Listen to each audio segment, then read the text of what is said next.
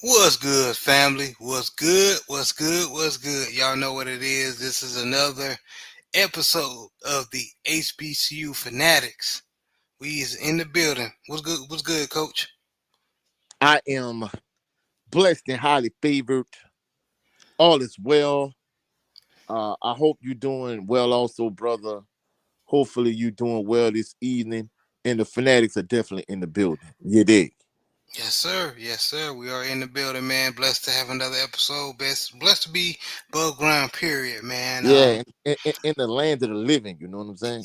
Yes, sir. And since we on the subject, talk about land of the living, man. Unfortunately, um, we got some brothers, man. And sisters that's no longer with us, man, anymore. Those who don't know, very, very promising, uh, talented brother, man, Marshawn Needland. He was drafted to the Cowboys from Western Michigan. Uh, Lost his life today, or was it? I would say yesterday. Um, but the news broke out today. Um, Yeah. Supposedly he had some issues with I guess he was run away from And the and he offed himself, unfortunately. But no matter what happened, man, just prayers up for the family, man. yeah, we definitely, the family has our condolences, and we definitely keep them lifted in prayer without question.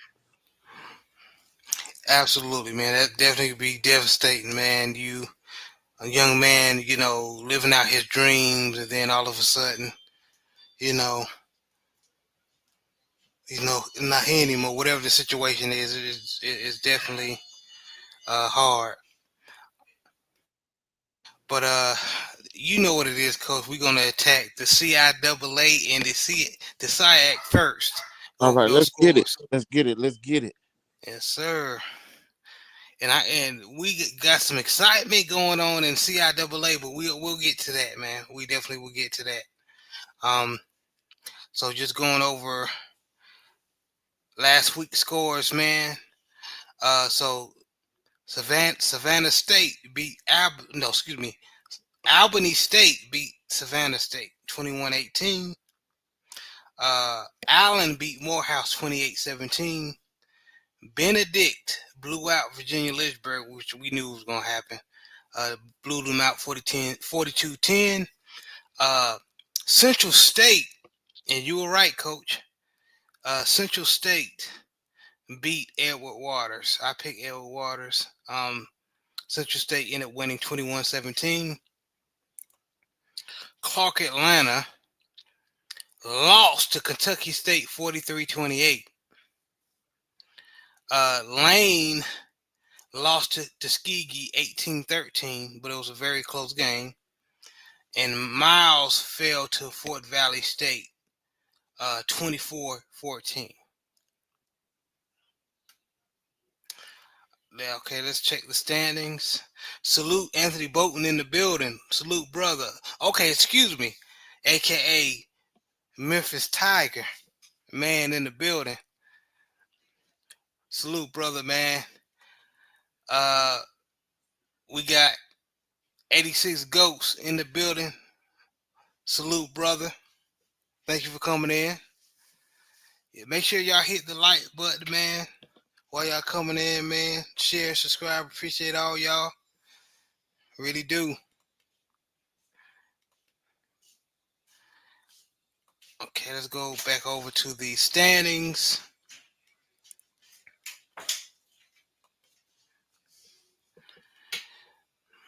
All right. And coach, if you talking, you're on mute, man. Yeah, I knew I was on you, bro. Okay, just want to make sure. I'm, yeah, I'm letting you do your thing. Yes, sir. Yes, sir. So who's ahead of the pack in the SIAC? Albany State is 7-0 in the conference play. They're 8-1 overall. Benedict is behind them. They're 6-1 in conference play and 8-1. Kentucky State is 7-2 overall, and they're 6-1 in the conference. Edward Waters is both Edward Waters, Allen, and Fort Valley State are 4-3. Edward Waters is 5-4 overall. Allen is 4-5, and Fort Valley is 4-5 overall. Savannah State is also 4-5 overall, and 3-4 in the conference. Morehouse is also 3-4, 3-4 in the conference, 3-6 overall. Miles is 3-4 in conference play, and they're 3-7 overall. So is Central State. They're 3-7 overall, but they're 3-5 in conference play. Tuskegee is 2-5 in conference play, and they're 3-6 overall. Clark Atlanta is 1-6 in conference play and 2-7 overall. And Lane haven't won a game. They're 0-9 overall and 0-7 in conference play. Woo! Hopefully they get a win. They got to get I one don't win. see it happen. I don't think they can beat nobody in the conference, bro. Man, I hope Unless they get at least one. I, I hope they get at I, least one. I hope so too, man. But I don't see it. Um. So, this coming up week, or weekend, I should say, we got Edward Waters and Allen. I'm going with Edward Waters. I'm gonna go with Allen. We got Albany State and Fort Valley State. I I'm think we going both Albany going State. to Albany. Yeah, Yeah, yeah, Albany State. Yeah, yeah. yeah. Albany State is dominating, man. Tuskegee and Miles. Ooh, I'm gonna go Tuskegee. I'm gonna go toward Tuskegee as well. We got Kentucky. This is a eat no brainer. Kentucky State versus Lane. Kentucky State. I got Kentucky State as well. Benedict versus Savannah State. I'm gonna go Benedict. I'm gonna go Benedict as well. Morehouse versus Clark Atlanta. I'm going Morehouse, man. I'm going Clark Atlanta. Maybe Zion McDonald might be to pull something out the head, even though I think they're struggling, but I think they might be the pull upset. Nah, it could be. Um, but yeah, man. There's and then that following week we got the good old Turkey Classic, Tuskegee versus Albany State on the Uh 27th on SWAC uh TV. I'm going Albany State. Did I say Albany State? I meant Alabama State versus Oh, I'm sorry. Tuskegee. Oh no, Alabama State. Alabama State definitely Yeah, gonna win. they gonna dog walk Tuskegee. They gonna dog walk Tuskegee. Yeah, absolutely.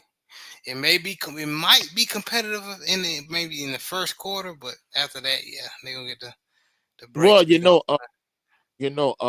they said Andrew Body got a concussion. He left the game with a concussion last week, so Oh, that's you right. know, yeah. So That's right. hopefully he doing better. I don't know if he's gonna be the clear concussion protocol by then, but I still think um I still think they're gonna pull it out. Yeah, absolutely. Um, Motivation to be a millionaire. Salute, man.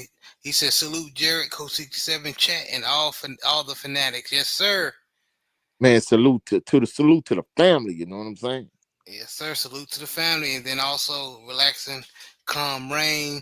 He said salute to the HBCU Fanatics, man. Salute, man. Salute Man, y'all. salute to the family. You know what I'm saying? Yeah, man. I appreciate y'all for always supporting. I really do. I have no idea. Um, let's move to the SIAC, man. SIAC, the CIAA. So the CIAA got an interesting situation going on, Coach. Mm-hmm. So they have 4 teams that remain in the hunt for um, that could make it to the CIAA football championship at, as week 9 kicks off. So, um, excuse me, they basically still there's teams is they're still in the hunt, man. So, um, Johnson C. Smith, I'm I'm gonna spoil the game. if I say that. Never mind. So let me just get to the scores, man. All right.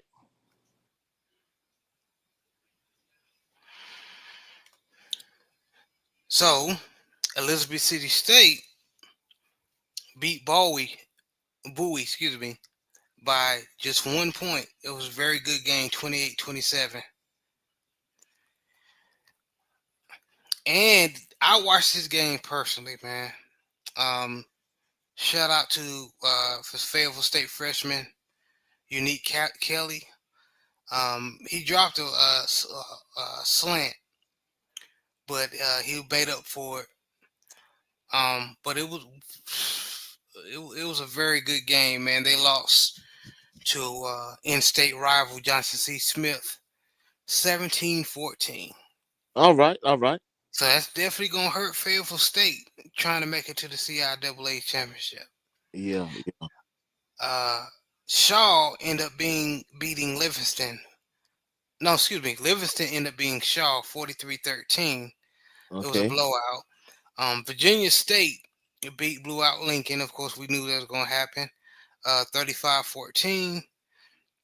And then Virginia Union blew out Bluefield State 70-14. Woo. 70-14. Woo. Yeah. Man. Yeah, that was brutal, man.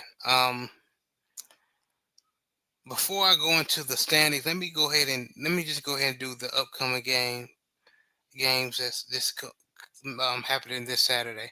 So Bluefield State is playing Elizabeth City State, and I think we both going to pick Elizabeth City State because Yeah. Bluefield Without State, question. man, I think that's easy money there. You know what I'm saying? yeah, definitely easy money. Okay, Fayetteville State playing another in-state rival in the CIAA, Winston Salem State. I'm going with the Salem State. I'm going Fayetteville State. All right. I mean, They that's at they at Nick Gerald Stadium, so uh, I'm picking Fayetteville State. Um, Shaw versus Emory and Henry University. I'm going Shaw. I'm going Shaw too. I think that's a Division III school.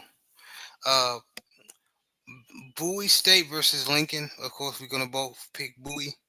The Yeah, without. Lincoln is yeah, Lincoln having worth go over it. Livingstone versus John C. Smith. I'm Johnson going. C. Smith. I'm going Livingstone on that one. Nah, them Golden Bulls got it, man.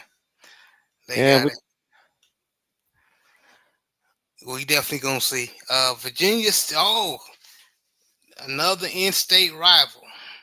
They even a couple of years ago they played each other in the CIAA championship.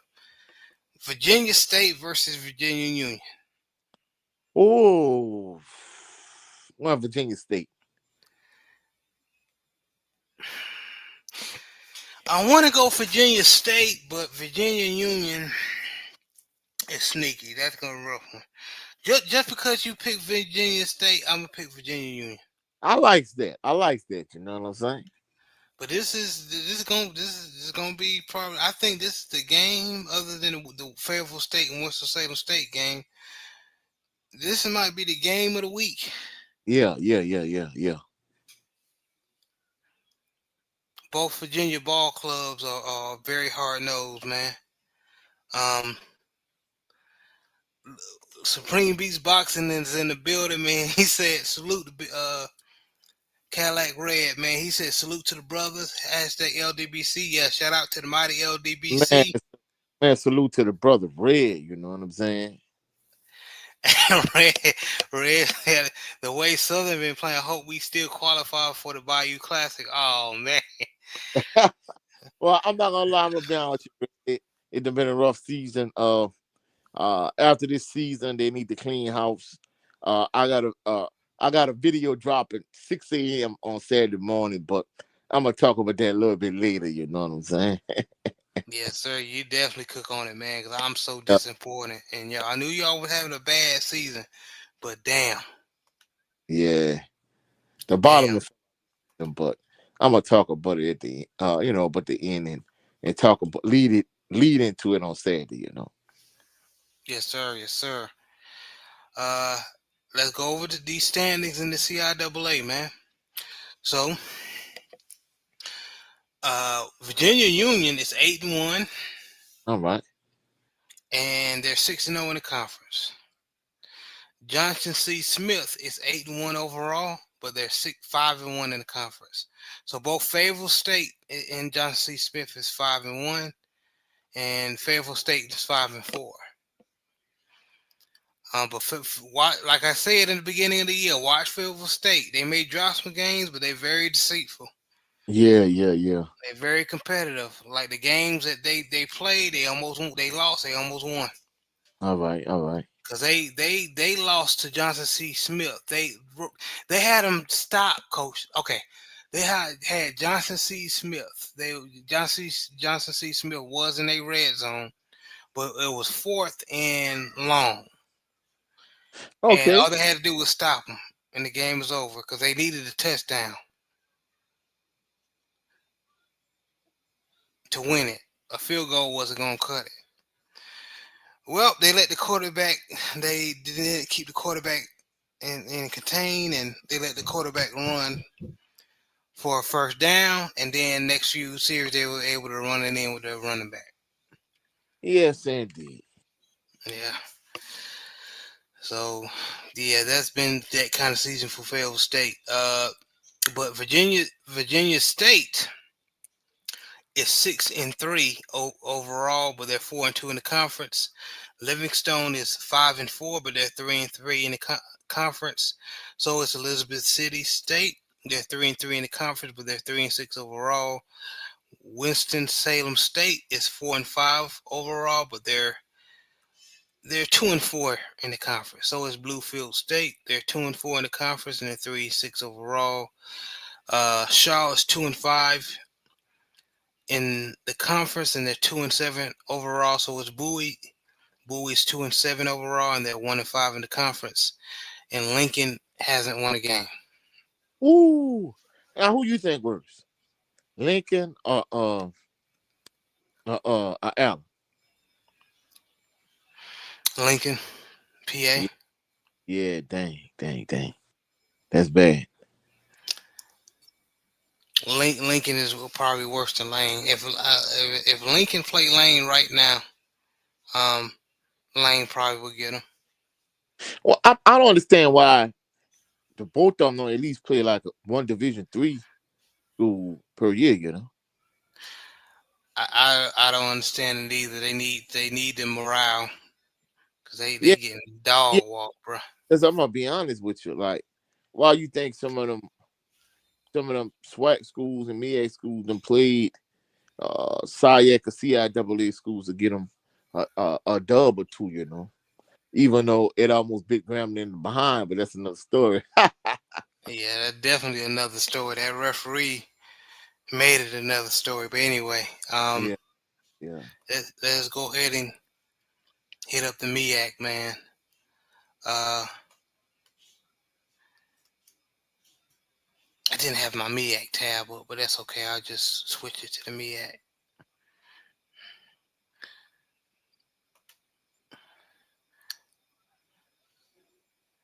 All right, thank you for your patience, ladies and gentlemen. Yeah, and of course we all know what game was the game of the week when it came to the MEAC. The Oh, big, absolutely. big game between Norfolk and Delaware State. You know what I'm saying? That was the game of the week in the MEAC without I ain't question. gonna lie. I thought that Norfolk State, and it was looking like that. I thought Norfolk State was going to be competitive in the first half, and it was going to get out of hand in the second with a potent offense of Delaware State, and that didn't happen. Norfolk State stood with them and made it a game, but Delaware State ended up still winning 27-20. So congratulations, Coach Deshaun Jackson, making Delaware State Hornets competitive in the MEAC, his first year coaching. Yeah. South Now, Carolina. this Go I ahead. wonder. This is what I wonder. I wonder, did Mike Vick invite Keyshawn Davis and his brothers to the game. I don't know, man. I don't know. Prop, you you never know, man. I you, doubt it. you stupid coach. Uh, Um, but don't freeze on me, man. Okay, there we go. So we just going over the scores for last week. uh-huh. So there's only 2 games in the MEAC. That that Saturday anyway. Um, because Coach Vic and Coach Jackson played on that Thursday. So South Carolina State had to beat Morgan State off with a stick, but they end up winning 36-30. Ooh. So they almost dropped one to Morgan State. And then North Carolina Central, Howard tried to make it a game, but in the second half, those Eagles ran away with it, winning 35-14 against Howard. All right. And let me tell you what those standings are.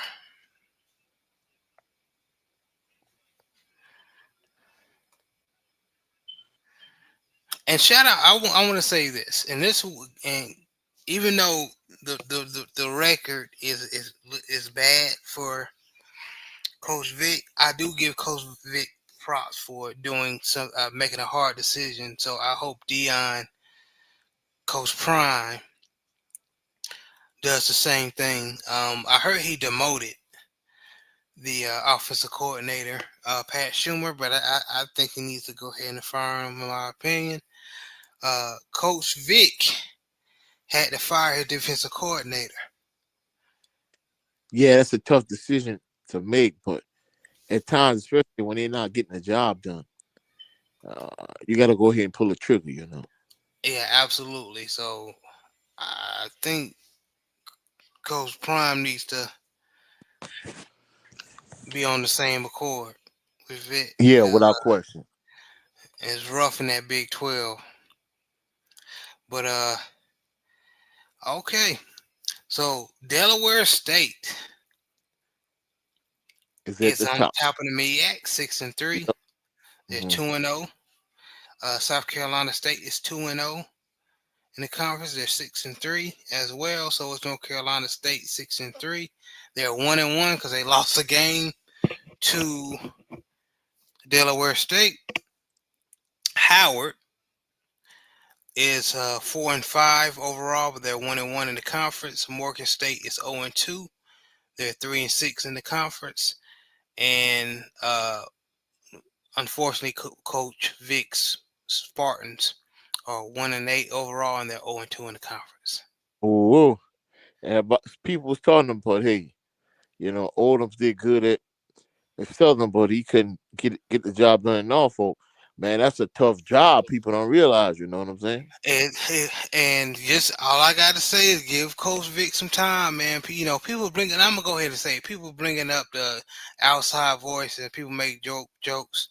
People bringing up the dog fighting allegation. Hey, look, he paid for it. Move on.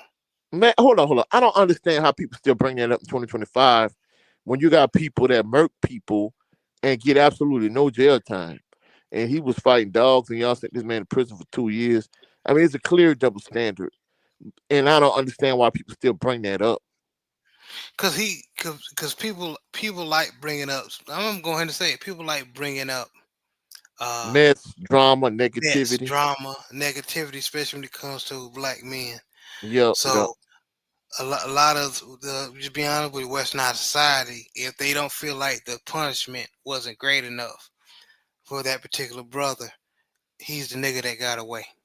Man, I saw this Asian lady kill a black kid, and they gave her $500 fine and probation. He was fighting dogs, and they literally sent him to prison for 2 years.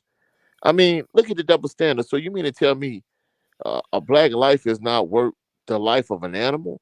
I mean, and I'm not trying to offend the animal loving people. I'm not trying to cast aspersions on them, but you can't place the value of a animal's life above a human life. You know what I'm saying? What are we doing? So the fact that we live in a country They that do, Coach. You hear a lot of people. I'm just saying because I'm a dog lover myself, but you hear a lot. All you gotta do is listen. You hear a lot of people that say I like animals better than people. man, So in a lot of instances, they'll that is they'll crazy. put an animal life over a human life. Yeah, That's crazy to me. yeah, Insane. yeah. It's crazy, man. Salute Christopher Dukes in there Man, representing salute his to Dukes. Jackson State Tigers. JSU, Go yes, ahead, sir. Coach. Yes, sir. Salute to Christopher Dukes. JSU family in the building, you know. Yes, sir. Yes, sir.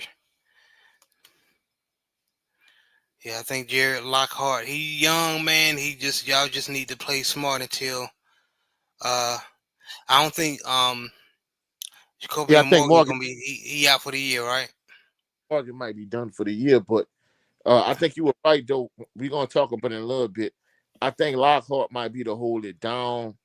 To me, I think it just depends on how banged up Andrew Body is how soon Andrew Body gonna be the clear concussion protocol or whatever. But I think it's going to be a real tight race down to the wire between Jackson State and Alabama State. But of course, if Jackson State run the table the rest of the way, since they beat Alabama State head to head, they're gonna get the nod, you know. So it's gonna be interesting to see. But what we had left in terms of MEAC upcoming MEAC games and stuff like that, you know, standings and games. Yes, sir. I'm getting to that now. All right. So let's get back to the MEAC. We're gonna do week 11. So okay. So tomorrow we got some Friday college football action. We got Delaware versus Morgan State. That might be Ooh, it. So Delaware better watch himself.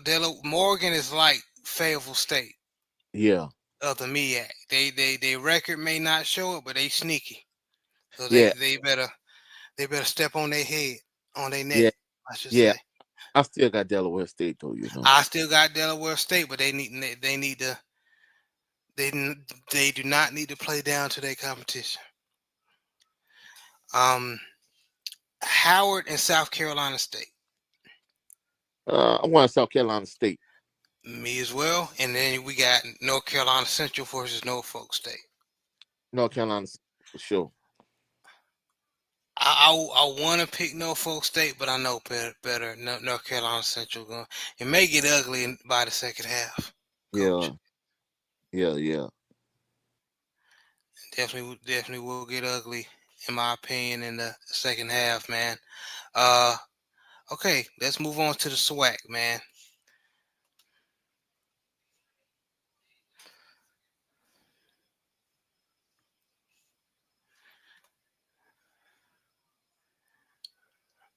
Wait for everything to stop loading. There we go.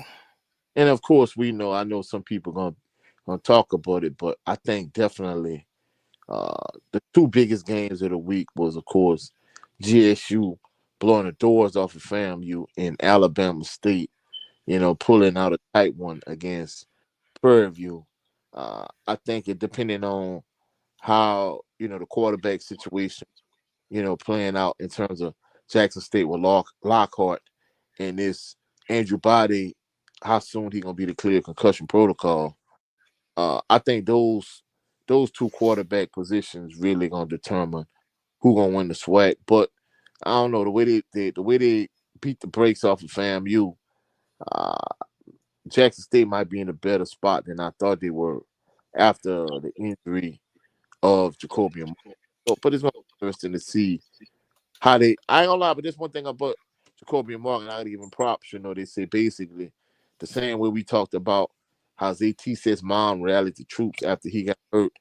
Like Jacoby and Morgan, he really been stepping up, showing that he a real leader. He's like the real team captain of that Jackson State team. He's kind of been encouraging his teammates and rallying the troops in his own right. So shout out to And him. you know he in that young Yeah, definitely. And he's helping that young boy Jared Lockhart, man. So Yeah, yeah, yeah, yeah. man. Shout out to Jacoby Morgan. And as far as Alabama State, they got their own freshman Tayshawn Smoot, which I haven't saw a lot of film with him, but he took over as soon as body got hurt. Yeah. So we gonna see. We gonna see. Uh Definitely gonna see. Um okay. So last Saturday we had Alcorn State. Alcorn State beating Texas Southern 33-14. Mississippi Valley made it a game against Bethune-Cookman, but Bethune-Cookman ended up winning 42-34. Grambling, which we were both wrong. I picked Alabama A&M. I pick Alabama A&M. Alabama A&M. Uh, I think they kind of fitting in with everybody else. They're not as good as I thought they were going to be either, especially with Cornelius Brown, the forward at quarterback. And Grambling ended up Pulling out winning one. 13-10. Yep. They Yep. pull it. Barely. Yeah. And then they back up got hurt as well. Number Uh, 14. So uh, their quarterback. I don't know how severe. I think it was just for that game. But we gonna see. uh-huh. Alabama, man, it was a good game, man, against Alabama State versus Prairie View A&M. I do understand Body got hurt, but Prairie View A&M, even with Body playing, made it tough for the Hornets. But Alabama State got past Prairie View A&M 31-28. I'm not gonna lie. I'm telling you, Prairie View is clearly the best team on the west side. They fundamentally sound. They got a solid defense. They run the ball. The quarterback plays pretty decent. So I got to tip my hat to Tremaine Jackson. Like he did a good job with this team. And the irony Oh, it's is, gonna get better too if he keeps coaching them boys. Like, cause you can see even in them losing, you can see uh the team, rally, not giving up, man. So, yeah, you can expect good things, man. I don't put it this way. I don't expect like in the next year. I don't expect them dropping off because of that atmosphere that Tremaine Jackson has created. yeah, But go I ahead, coach. more than anything, they're fundamentally sound defense. I think the big thing is he is a bigger school gonna lure him away from Prairie View? That's the thing. Good point. I Because don't you think, brought that up last but, show. but they even said it's cap because you know I'm down here in Jaguar Nation and in Tigerland, and some people even said that he's a candidate for the LSU job, which I do not see whatsoever. Don't get me wrong, I think he probably could be a front runner for the UAB job. I could see that definitely being the case, but LSU, nah. I think at this point, don't get me wrong, it's been a lot of controversy with the governor Jeff Landry and so on and so forth. But I think Tremaine Jackson definitely uh one of the candidates for the UAB job. But LSU, man, LSU is not gonna hire a black head coach. It's cool to have a black interim coach, but black head coach, no. I think at this point for LSU is either gonna be Joe Brady or John Summerall or maybe Lane Kiffin. Uh, it's a three-horse race at best, but Tremaine Jackson is not a candidate for the LSU job. I think he's definitely a candidate for the UAB job. It's one of those big time schools gonna lure him away from Prairie View. It's a possibility, but either way, if he stays at Prairie View, I'm not gonna lie. I think he's gonna be to give Jackson State a run for their money in the next year or two. If he's still there. I agree, man. I agree. And speaking of, um, I notice other channels when it comes to like people talk, for example, people talking about replacing Pat Schumer from Colorado or or Rob Livingston, defensive coordinator for Colorado. I noticed the conversation have been talking about looking in Division 2, and I just can't help to think that that mostly is coming from when the HBCUs like bringing up Tremaine Jackson and others to help with the program, and they see the success that's been going on. Yeah, I mean, you could go back to Pete Richardson. I mean, Yeah, he came up from Winston-Salem State to Southern. So I mean, eh, this is not a new phenomenon. no, I it's mean, not. But I just I find it interesting. The talking points are being brought up again, and it's been happening. It's just that I think a lot of times people think bringing up like these so-called good eight pro or NFL coordinators, bringing them down to the college level, and they think they're gonna have success, and that's not the case all the time.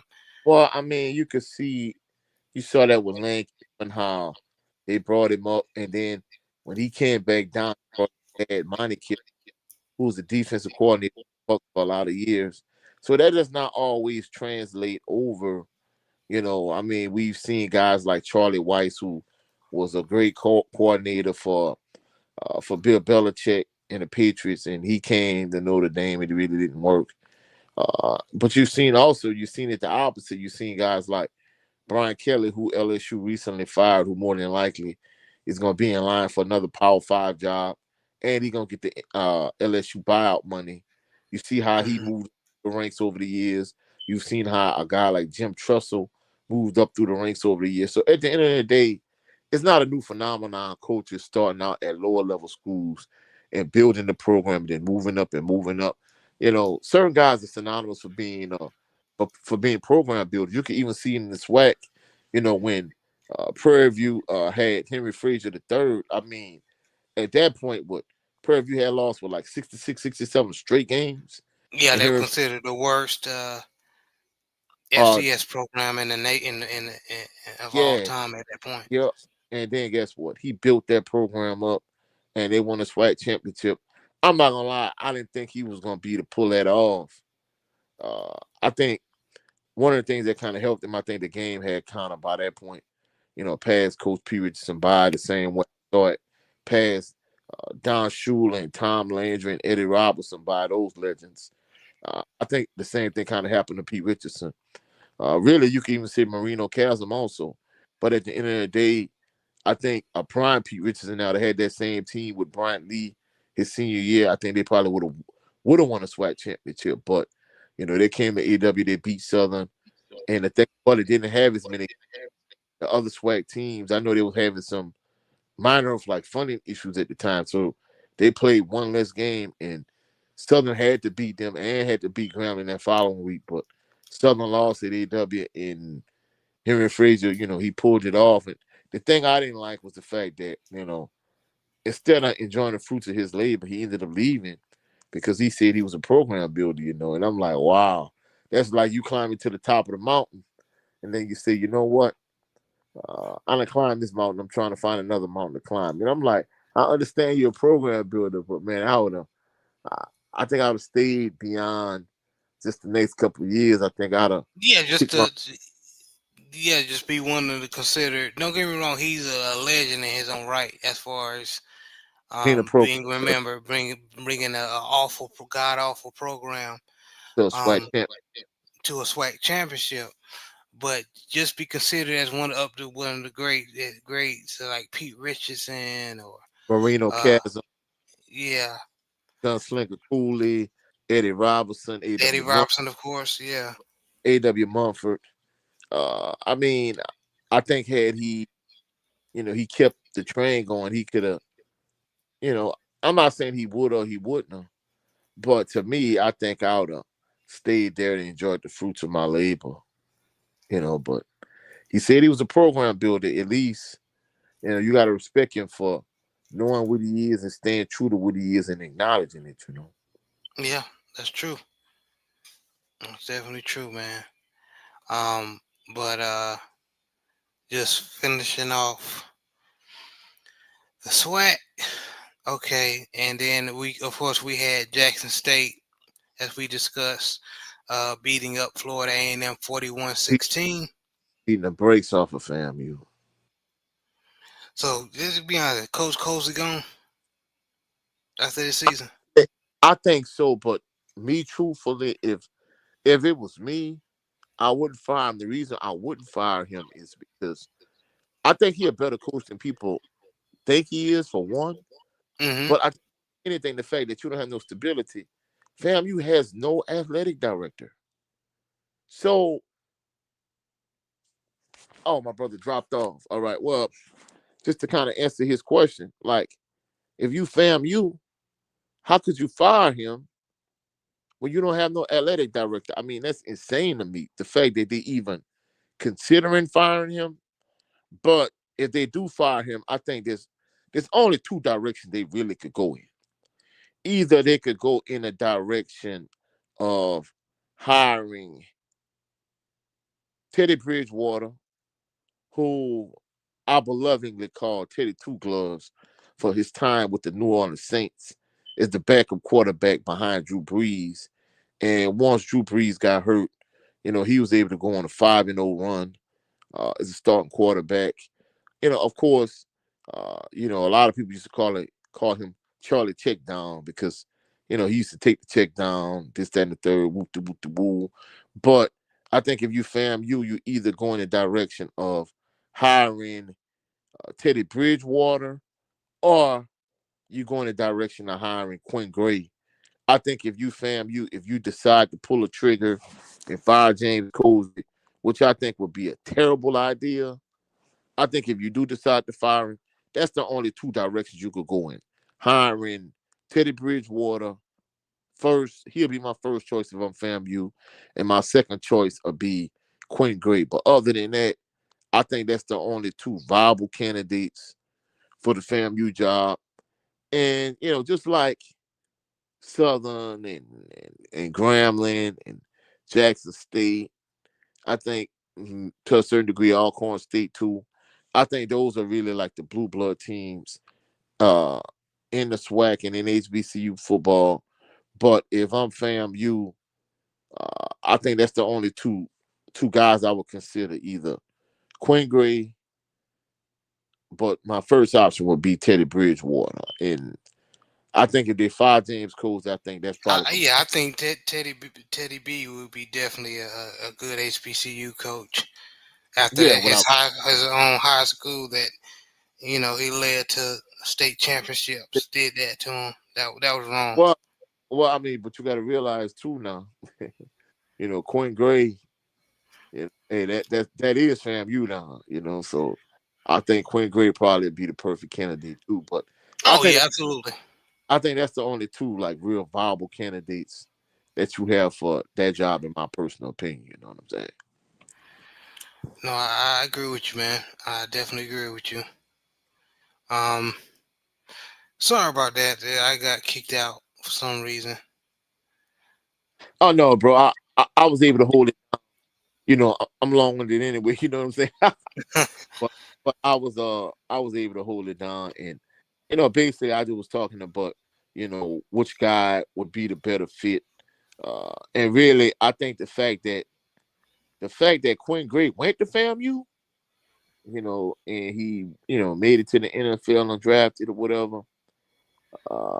I think Quinn Gray probably should be your top candidate, but definitely between Quinn Gray and and Teddy Bridgewater, I think that's your two leading candidates. But if it was me, I don't think I would fire James Cozy because you don't have an athletic director. You know what I'm saying?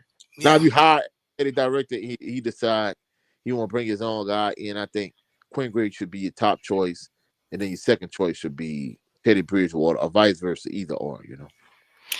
Okay, I definitely agree with you, man. And then let's go ahead and talk about the game that I did couldn't. Well, you tried to tell me, but I want to see for myself, and I'm sorry, I saw it.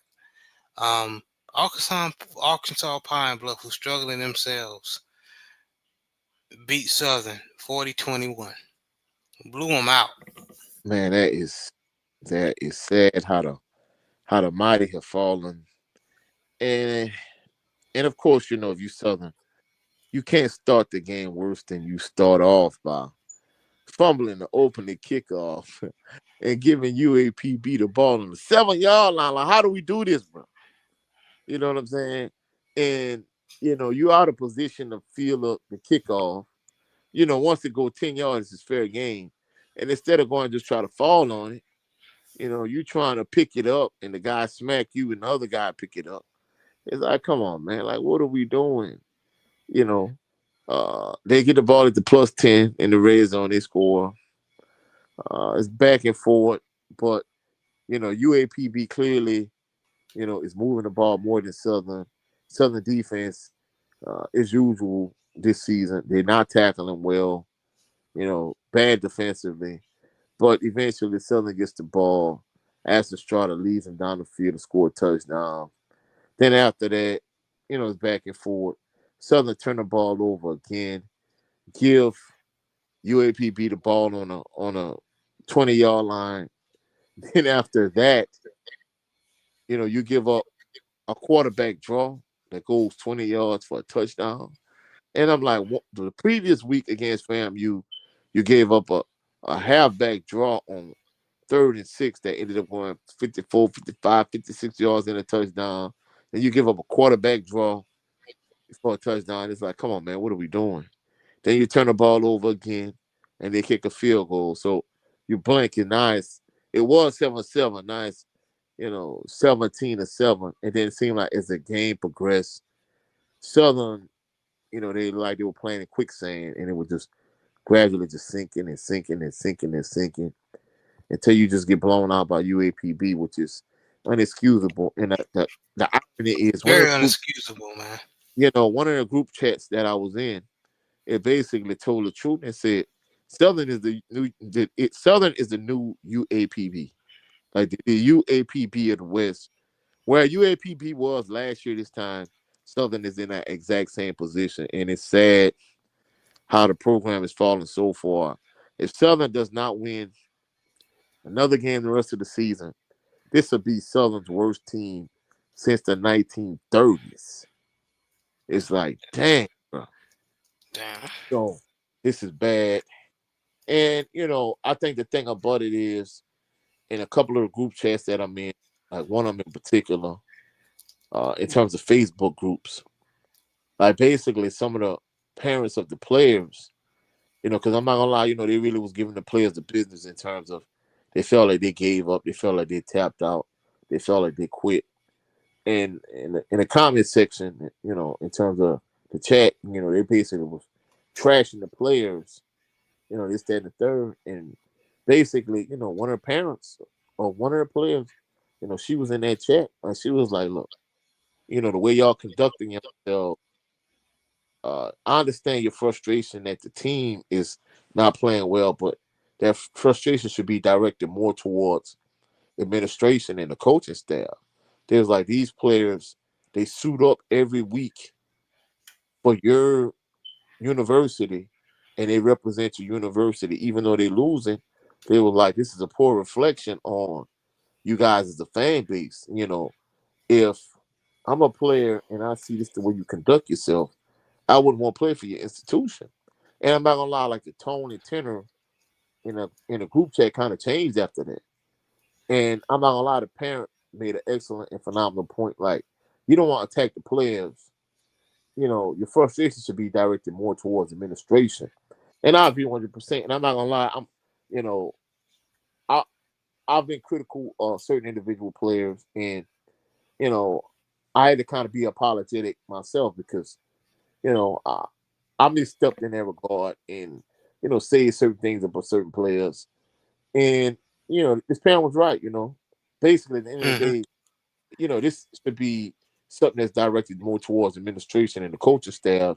The players suit up for Southern University every week and they give it their best, even though they, they aren't as playing individually or collectively as a team as well as I would want all members of Jaguar Nation. At the end of the day, we still have to realize these are student athletes, these are college players, and as a result, we gotta support them, whether they're winning, whether they're losing, no matter what the case is, because we don't want to seem like we fair weather front running fans. And as a result, I've apologized, and any player that I say anything negatively towards, it's we don't want to be poor sports. And regardless, some members of Jaguar Nation saying they're gonna like boycott the last home game and just the rest of the season, whoop de whoop de woo. I'm not gonna be one of those individuals. I'm gonna support the team, win, lose, or draw. I'm a diehard member of Jaguar Nation. I'm riding with the team. Some people saying they're gonna revoke their season tickets. They're not renewing their season tickets for next season. And I'm riding with the Jags regardless, whether it's win, whether it's lose, whether it's draw. No matter what, I'm riding with them. I'm rocking with them. And don't get me wrong. If the team is losing and things not going our way, I might leave the games early, but I'm gonna always support the team. I'm always support the players.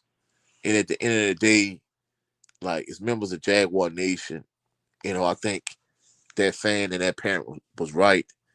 Like we have to be cognizant that even though some of these players aren't playing well, that we have to watch how we talk about certain individual players.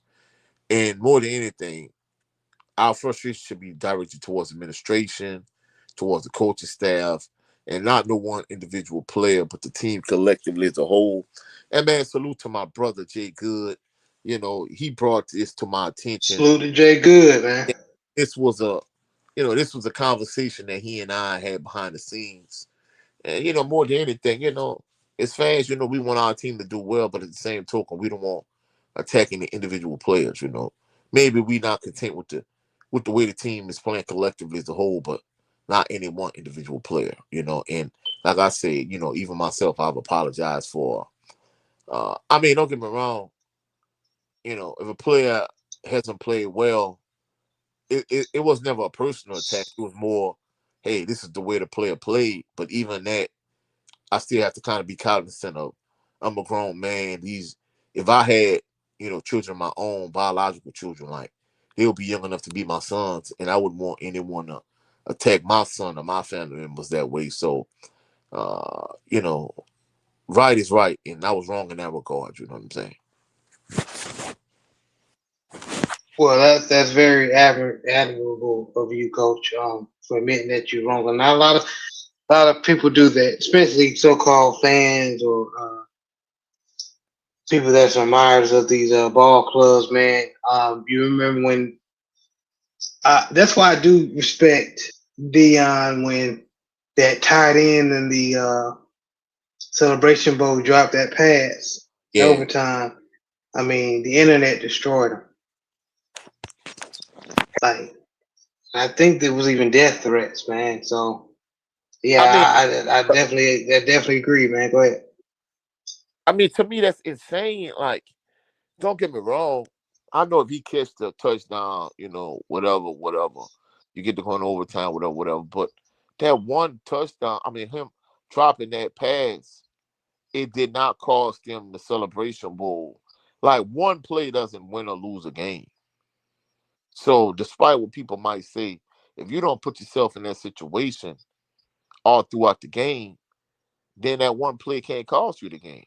So at the end of the day, I understand people's frustration, but I think it's sometimes as fans we go overboard, and I'm guilty of it myself. I'm gonna just be honest, Now, We all I'm, guilty of it, man. yeah, Yeah. yeah, yeah. And then the thing about it is, truthfully speaking, I think if these were NFL players getting paid millions of dollars, I think that they're more fair game at that point. As long as you're not making personal attacks on people. But at the end of the day, these are student athletes, uh, and I think that parent was right, 100% wholeheartedly. And Jay Good brought that to my attention. Salute to him. He's a, unofficial member of the HBCU Fanatics, and Yes, whenever sir. clears up, you're gonna see him, more. You're gonna see him on HBCU Fanatics, whenever his schedule permits him to and allows him to. And in addition to that, you can also see him on my channel, But he got some, he got a lot going on in his personal life, so that's the reason why.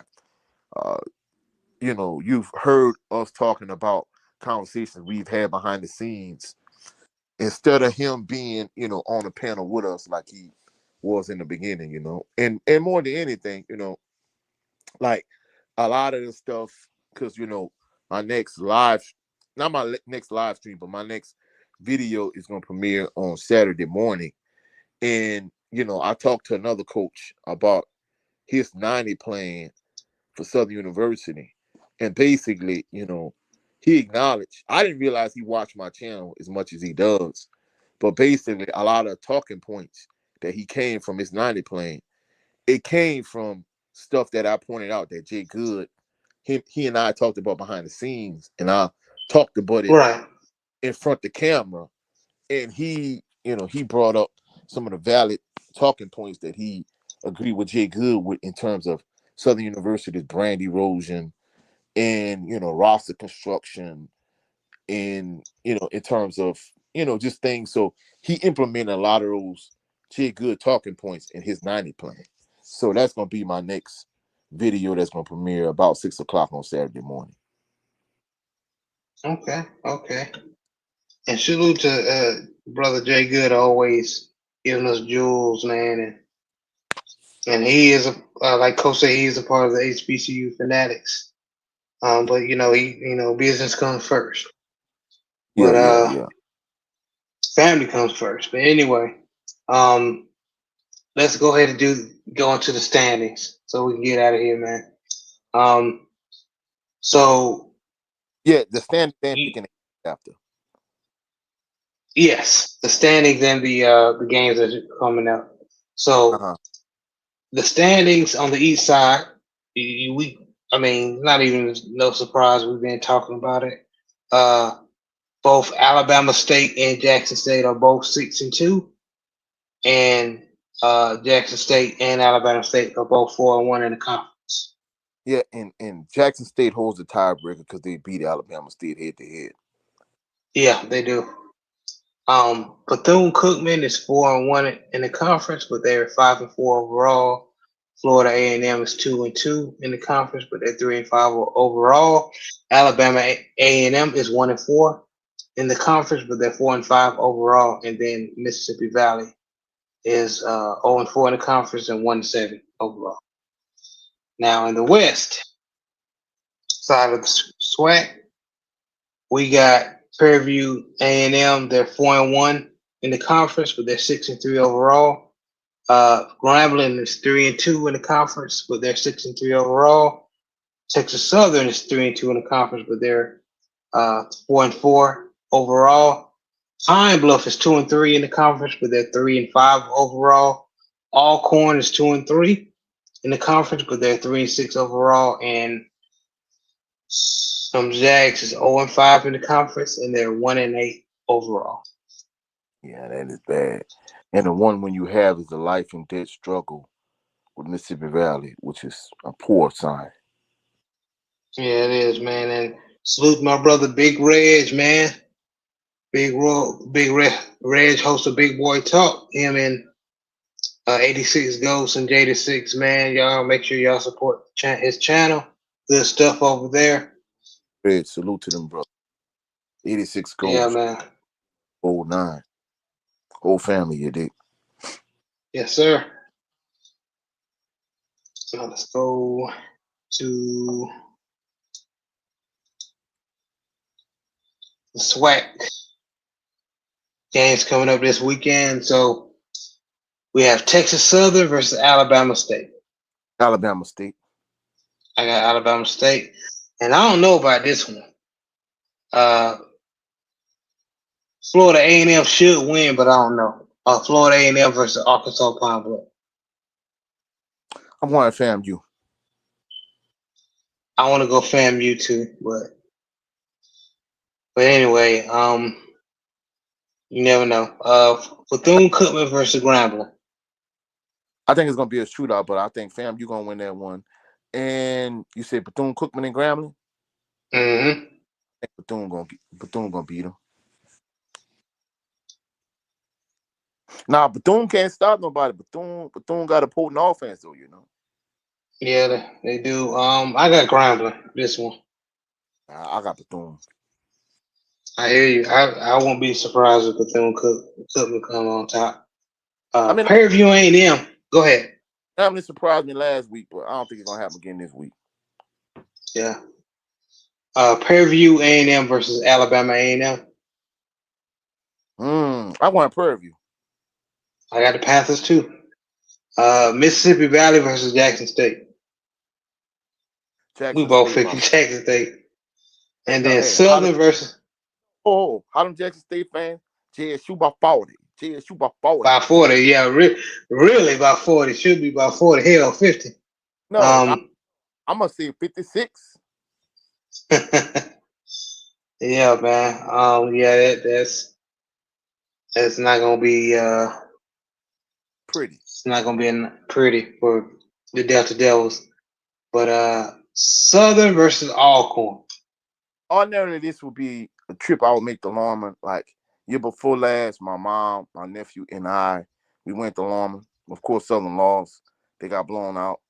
The same thing gonna happen. Alcorn gonna beat the brakes off of Southern.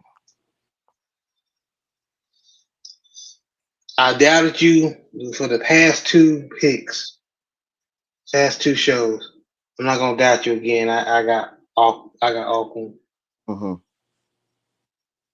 I'm a believer. Y'all have beaten the confidence in y'all out of me. Yeah. Well, I mean, um, I saw it a long time ago. You know. yeah, man, you did. You tried to tell me y'all was this bad. Yeah.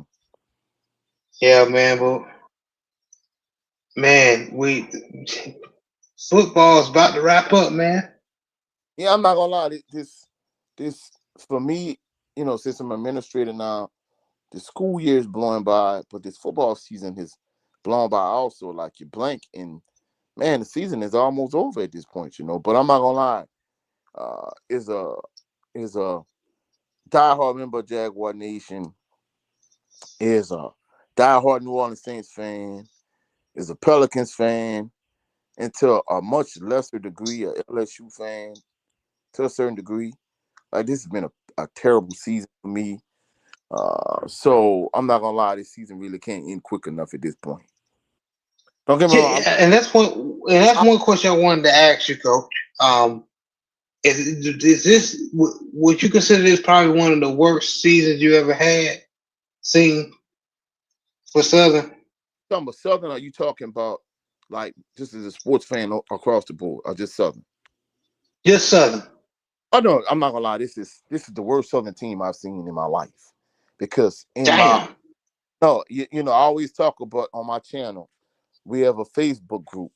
There's 105 members, and I posted this question, and Jay Good and I has had this conversation behind the scenes. They were basically saying, "Is this the worst Southern team you've seen?" And a few people have said the 2010 Stump Mitchell team, and I'm like, that is cap. And it was like, well, what's your reasoning? What's your rationale behind it? My reasoning and rationale behind it was Stump Mitchell couldn't coach, but he could recruit. You got to realize, you know, even after that, like Southern had APR issues, but in that class he brought in, he had Dre Joseph, who ended up winning the SWAC championship. He had Lenard Tillery, who ended up walking on. He had, players on the team like Willie Quinn, Lee Dawes. So there was talent on that team. Now he couldn't coach, but he could recruit. This when it came to Terrence Graves, not only did he not recruit well, but he couldn't coach either. And truthfully speaking, that 2010 team in its entirety, if you take them and put them up against this team, they beat this team by 28 points easy. It's easy a 28-point win. And in addition to that, this is the irony, right?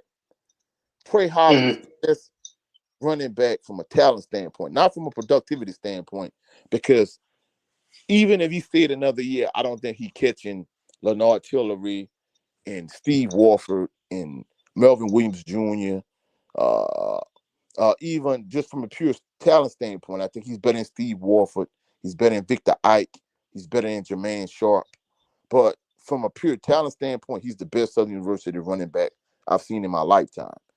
And even as high as I was on Kendrick Grimes, you know, he was one of the people. You know, I'm still trying to get an interview with him.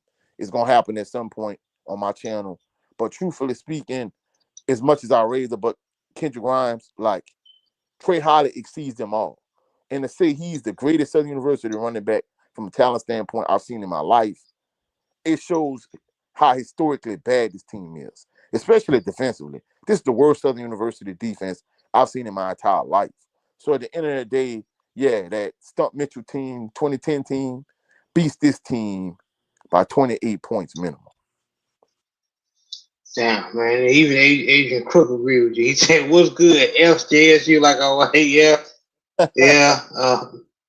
Adrian Crook doing as usual, and Stump. He said Stump came up with the guidelines to get us from under APR, and I'm gonna be honest, he coached the running backs only.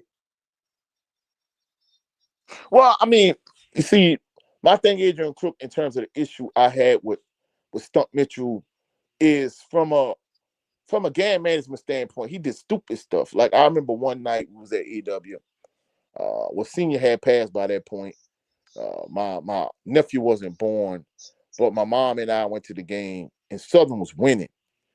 At the time, Dre Joseph and Jeremiah McGinty were both freshman quarterbacks, and he would flip flop quarterbacks. If one quarterback was good, he'd still play the other one because he was just trying to get both of them experience, right? And one game he would start one quarterback, the other game he would start the other quarterback, and he would play both quarterbacks. Sometimes they would alternate series or drives or whatever. Then in other instances they would alternate quarters or halves.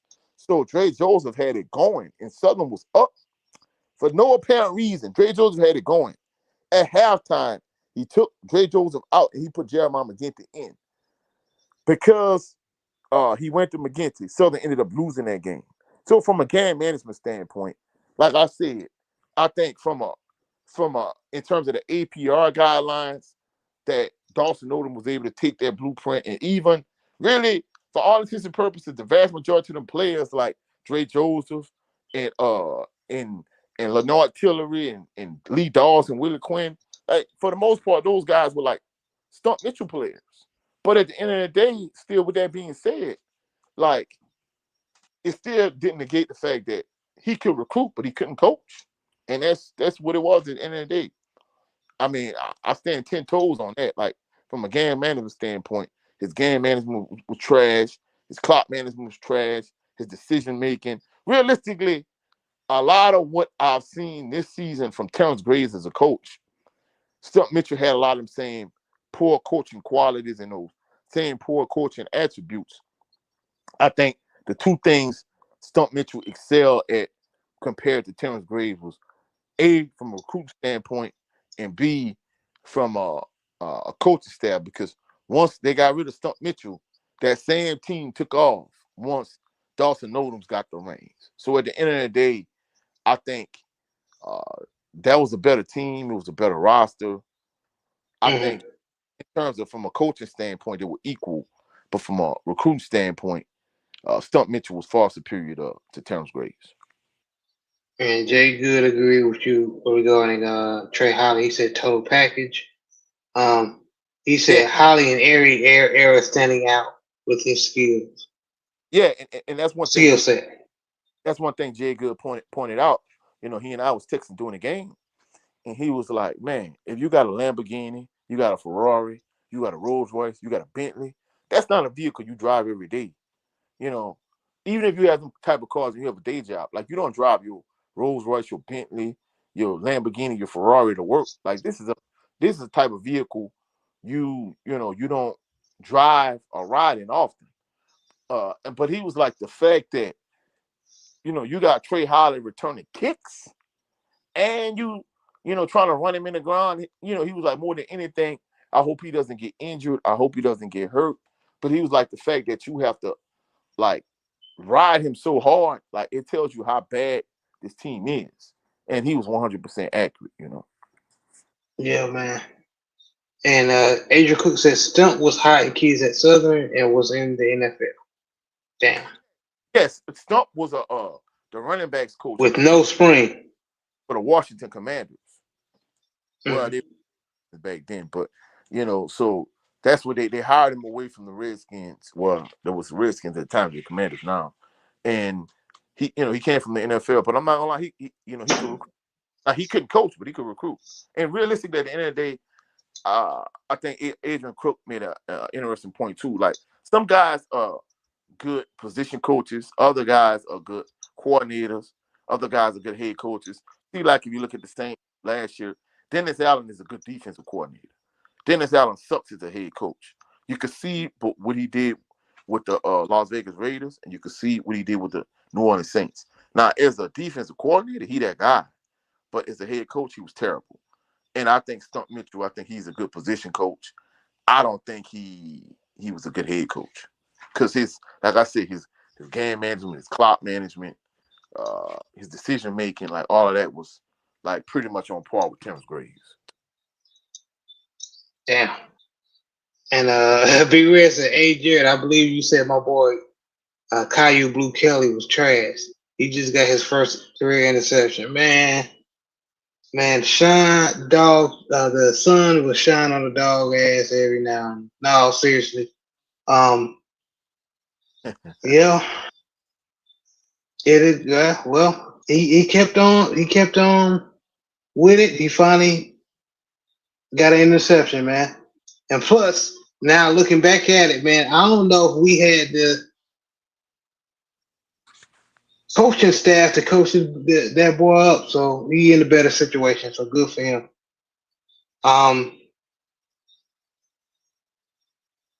Adrian Cook said no. When we fired him, he was still sending boys. All right.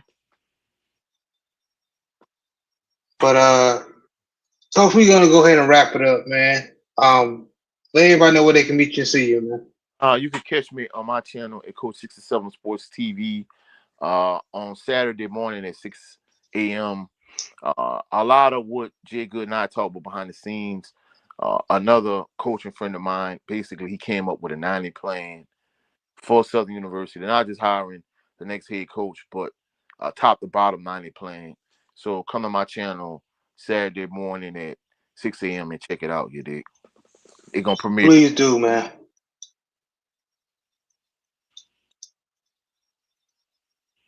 Please do. Was you done, Coach? Yeah, that was it, bro. Yeah, man. And y'all keep on supporting HBCU Fanatics. We try to have the show every Thursday night around 7:30 p.m. Central Standard Time. And of course, every Sunday we have the Southern Baller Show where we talk more broad about football instead of HBCUs, more NFL, NCAA, boxing, everything, man. Every sport we're interested in or it's a hot topic. So yeah, man, and that time will be 3:30 p.m. Central Standard Time every Sunday. Yeah, Go ahead, Coach. my brother was saying it's more geared towards NFL and top 25 college football, whereas this show is, strictly about HBCU football. Yes, sir. Yes, sir. Well, man, I appreciate y'all, man, for coming in, taking time out your night for listening to what we talking about, man. I really appreciate, man. Like I said, please like, share, subscribe. Please continue to support. I appreciate you. Shout out to the mighty. Go ahead. Trying to get to 500 subs by the end of the year. So, you have not done so already. Please subscribe to the channel, like, share, subscribe. You did. Yes, sir. Yes, sir. I appreciate you. Shout out to the mighty LDBC. This was another installment of HBCU Fanatics, man. Man, y'all have a blessed night and be safe out there. Peace and blessings.